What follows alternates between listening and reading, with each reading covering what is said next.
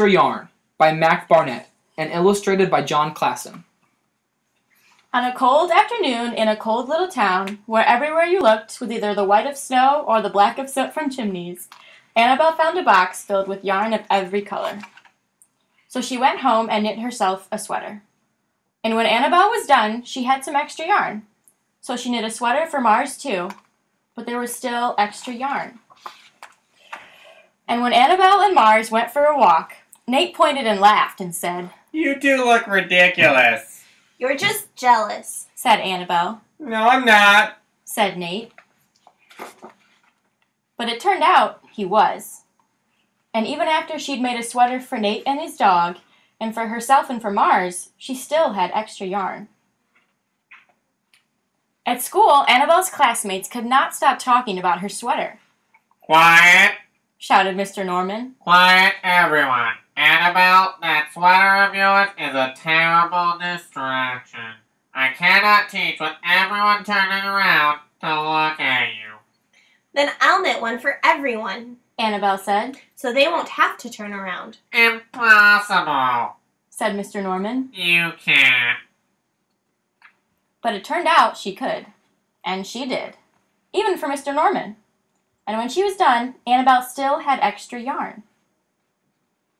So she knit sweaters for Mom and Dad, and for Mr. Pendleton, and Mrs. Pendleton, and for Dr. Palmer, and even for little Louise. She made sweaters for everyone, except Mr. Crabtree, who never wore sweaters, or even long pants, and who would stand in his shorts with the snow up to his knees. "No sweater for me, thanks," said Mr. Crabtree. So she made Mr. Crabtree a hat. And even then, Annabelle still had extra yarn. She made sweaters for all the dogs, and all the cats, and for other animals too. Soon, people thought, soon Annabelle would run out of yarn. But it turned out she didn't. So Annabelle made sweaters for things that didn't even wear sweaters. Things began to change in that little town.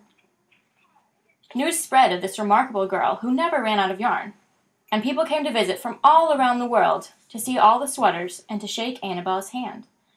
One day, an archduke, who was very fond of clothes, sailed across the sea and demanded to see Annabelle. "Little girl," said the archduke, "I would like to buy that miraculous box of yarn, and I'm willing to offer you $1,000,000. "No, thank you," said Annabelle, who was knitting a sweater for a pickup truck. The archduke's mustache twitched. $2,000,000. He said. Annabelle shook her head. "No, thanks." $10,000,000. shouted the archduke. "Take it or leave it." "Leave it," said Annabelle. "I won't sell the yarn." And she didn't. So that night the archduke hired 3 robbers to break into Annabelle's house, and they stole the box and took it to the archduke, who set off across the snow and sailed over the sea back to his castle. The archduke put on his favorite song and sat in his best chair. Then he took out the box, and he lifted its lid, and he looked inside.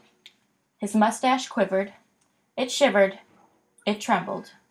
The archduke hurled the box out the window and shouted, "Little girl, I curse you with my family's curse. You will never be happy again." But it turned out she was.